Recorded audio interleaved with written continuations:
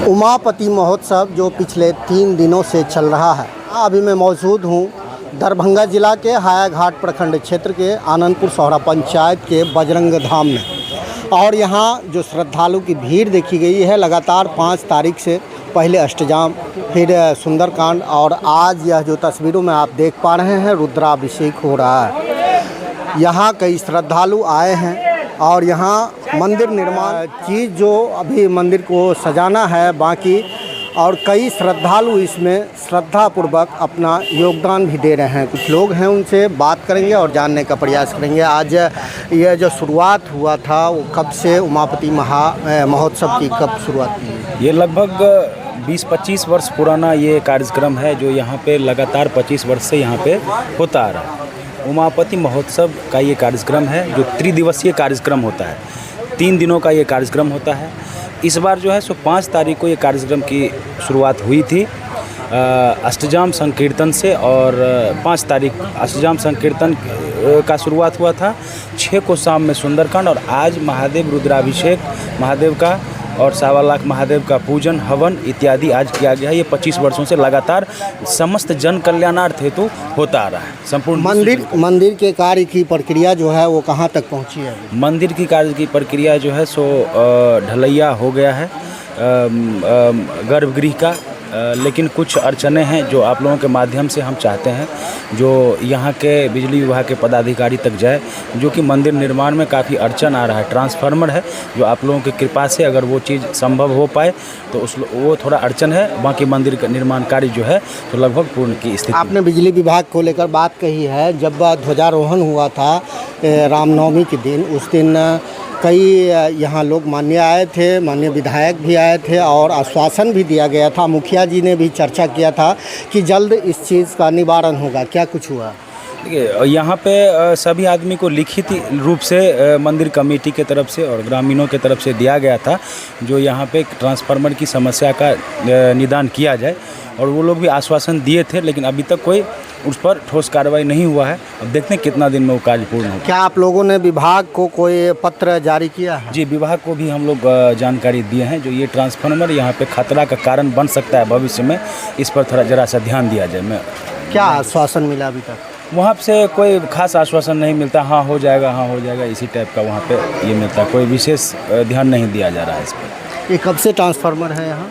ये ट्रांसफार्मर तो हमको लगता है लगभग ट्रांसफार्मर का भी 10 साल के करीब हो ही गया, 10-15 साल के करीब। ट्रांसफार्मर भी 15 साल से है। कुछ उन लोगों के तरफ से कुछ एस्टीमेट वगैरह आप लोगों को मुहैया कराया गया है? जी नहीं, अभी तक कोई एस्टीमेट के लिए कोई जानकारी, मतलब कोई चर्चा नहीं? कोई चर्चा नहीं एस्टीमेट की। आप समझ सकते हैं कि यहाँ बजरंग धाम में जो हनुमान जी महाराज का स्थापना होना है तब जब मंदिर निर्माण कार्य पूरी हो जाएगी। लेकिन यहाँ इन्होंने बताया है ग्रामीण कि मंदिर बनने से मंदिर के ठीक बगल में जो अड़चने हैं ट्रांसफार्मर को लेकर, उसको लेकर ग्रामीण जो मंदिर कमेटी हैं उनके द्वारा पत्र भी दिया गया है विभाग को। कई माननीय उद्घाटन के दिन यहाँ जब ध्वजारोहण हुआ था रामनवमी के दिन आए थे, अलग अलग पार्टी के जो सम्मानित लोग हैं वो आए थे और उन्होंने भी कहा था कि जल्द इस जो ट्रांसफार्मर को हटाने की प्रक्रिया है वो उसका पूरा किया जाएगा, लेकिन अभी तक मिला तो इनको शून्य के रूप में।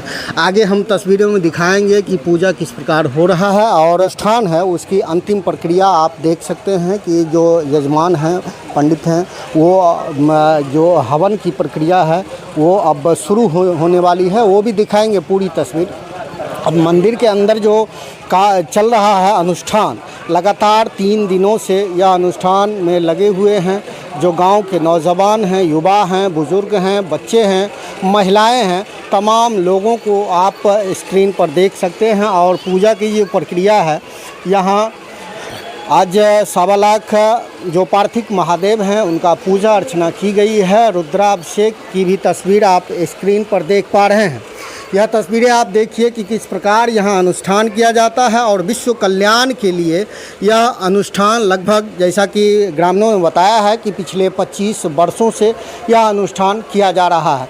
पहले अलग अलग जो व्यक्तिगत रूप से दरवाजे पर किया जा रहा था, लेकिन अब इस कार्यक्रम को उमापति महोत्सव को भव्य रूप दिया गया है। और इस वर्ष 2025 की जो तैयारी है, यहाँ बता दें कि काली, दुर्गे, राधे श्याम, गौरी शंकर, सीताराम का जो नाम संकीर्तन किया जा रहा था। और यह भवन जो गर्भगृह है उसकी तस्वीरें हम आपको दिखा पा रहे हैं।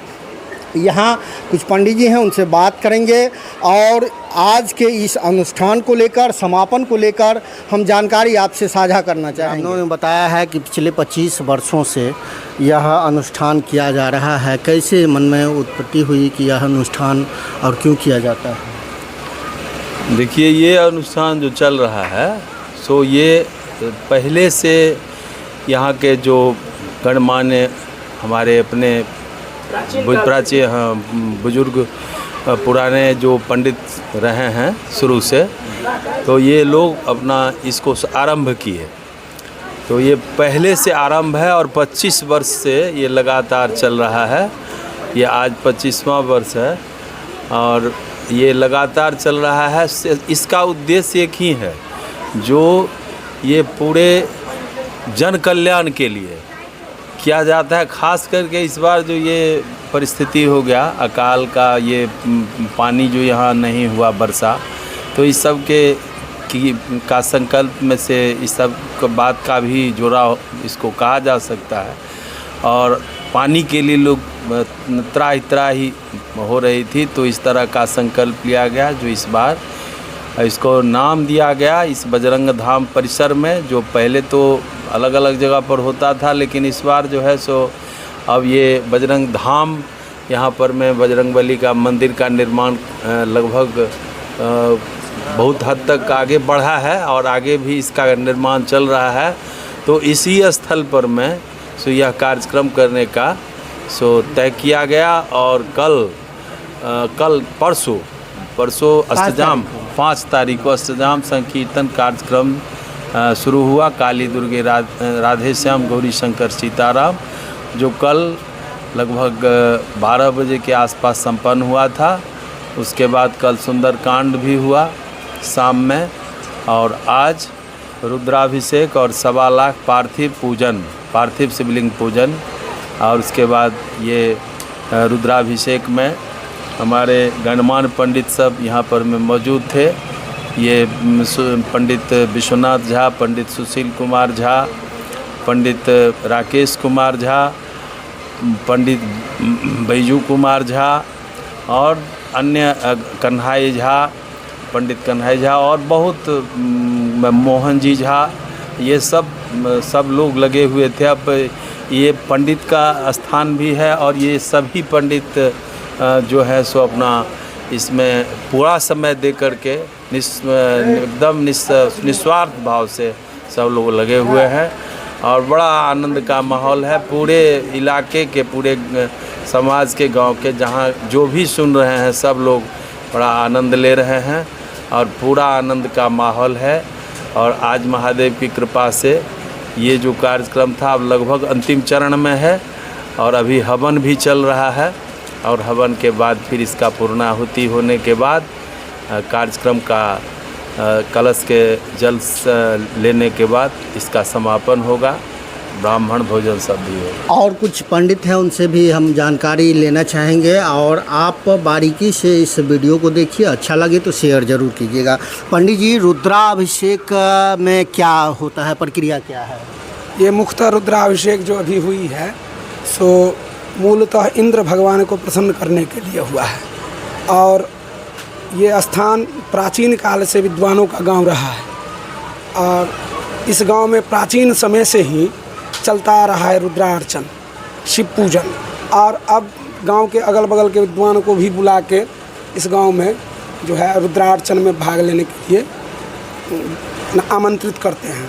और तथापि भगवान शंकर से ये तो अढरन ढरन है, तो इनसे जो कामना कीजिएगा वो कामना पूर्ण होगा। इसीलिए हम लोग महादेव के लिंग पर में, स्फटिक के लिंग पर में रुद्राभिषेक किए हैं और इंद्र सूक्त का 108 आवृत्ति पाठ किए हैं, बस जल की वर्षा होने के लिए। और जल की वर्षा जब होगी तब सब आनंदित हो जाएगा। परिचय आपका? राकेश 15 पंडित विद्वान लोग शामिल थे। आज का जो यह कार्यक्रम है यह हम लोगों के यहाँ बहुत प्राचीन काल से होता आ रहा है। पहले हम लोगों के अपने टोला मोहल्ला में घूम घूम के किसी दरवाजे पर होता था ताकि सबका कल्याण हो। मुख्य उद्देश्य जन कल्याण रहता है। इस बार का हम लोगों का मुख्य उद्देश्य ये जल की कमी को देखते हुए इंद्रदेव की प्रसन्नार्थ हम लोगों ने महादेव पूजा पर विशेष जोर, अभिषेक पर में विशेष जोर और इंद्र सूक्त के पाठ पर में भी जोर दिया है ताकि भगवान की कृपा बने और सुवृष्टि हो और यहाँ के किसान खुशहाल रहें। आज के कार्यक्रम में यहाँ हम लोगों ने 1.25 लाख पार्थिव शिवलिंग पूजन का संकल्प लिया था, जिसमें ग्रामीणों के सहयोग से लगभग 2.5 लाख महादेव बन के आया, जिसका पूजन हुआ। दुर्गा जी के प्रसन्नार्थ मार्कंडेय पुराण के अंतर्गत नवावृत दुर्गा सप्तशती का भी पाठ हुआ। रुद्राभिषेक का कार्यक्रम हुआ और रुद्राभिषेक के क्रम में इंद्र जी के प्रसन्नार्थ इंद्र सूक्त का 108 आवृत्ति अतिरिक्त पाठ हुआ है ताकि उनकी कृपा दृष्टि हम लोगों पर बनी रहे। यही मूल उद्देश्य और कार्य। मतलब भक्ति में शक्ति है। बिल्कुल है, भक्ति में शक्ति है। अभी तो इस बार नहीं हुआ है, लेकिन आज से 10 साल भी पहले भी ऐसे ही हम लोग किए थे। करते करते ही इंद्रदेव की प्रसन्नता से तुरंत वर्षा हुई थी और दूसरे दिन जिस दिन हम लोगों का ब्राह्मण भोजन था उस दिन बहुत वर्षा हुई थी। खैर वो भी अच्छा, यह अनुष्ठान जो है वो श्रावण मास को क्यों चुने हैं आप लोग? श्रावण मास पार्थिव महादेव का उत्तम मास माना जाता है, चूँकि महादेव जलाभिषेक से ज़्यादा प्रसन्न होते हैं और सावन महीना में जल अधिक बरसता है। अभी भी देखते हो माने न्यूज़ सब में सुनते होइएगा, देखते होइएगा कि जहाँ तहाँ काफ़ी वृष्टि हुई। कहीं कहीं हर साल ऐसे अनावृष्टि हो जाया करता है कि सृष्टि अपने ढंग से काम करती है, अपने ढंग से वो चलती है। तो जल के लिए ही यह मास हम लोग का महादेव का पूजन का विशेष है। आज महादेव जल से ही प्रसन्न होता है। परिचय आपका? हमारा नाम हुआ डॉक्टर विश्वनाथ झा। हम ज्योतिष में हैं, ज्योतिषाचार्य हैं। आपने सुना, पूरी बारीकी से पूरी जानकारी पंडित जी से मिला है और आप इस वीडियो को देखिए, अच्छा लगे तो शेयर कर दीजिए ताकि अन्य लोग भी इस अनुष्ठान को समझ पाए। विश्व कल्याण जल की आपूर्ति जो हाहाकार मचा हुआ था, लोग पीने के लिए तरस रहे थे। गांव-गांव में, जिला पूरे दरभंगा की बात करूं, पूरे बिहार में यह जल संकट लेकर एक विकट समस्या बनी हुई थी, जिसके निदान को लेकर यह अनुष्ठान जगह जगह किया जा रहा है। हालांकि श्रावण मास में पूरे अलग अलग सोमवारी के दिन या पूरे महीने शिवालय में भीड़ देखा गया है। लोग पहुँचे हैं श्रद्धालु और शिव को जलाभिषेक किए हैं। 1 लोटा जल सारे समस्या का हल कहा जाता है और आपने लगातार जो प्रदीप जी हैं उनके माध्यम से इस बातों को सुना ही होगा। यह तमाम तस्वीरों को आप स्क्रीन पर देख पा रहे हैं। यहाँ अब अनुष्ठान जो अगला है, समापन की प्रक्रिया, यहाँ हवन होगा। इसके बाद में आगे का जो समापन का प्रक्रिया है, जैसा कि पंडित जी ने बताया है, इस हवन को आप देख सकते हैं कि आग प्रज्वलित किया जा रहा है।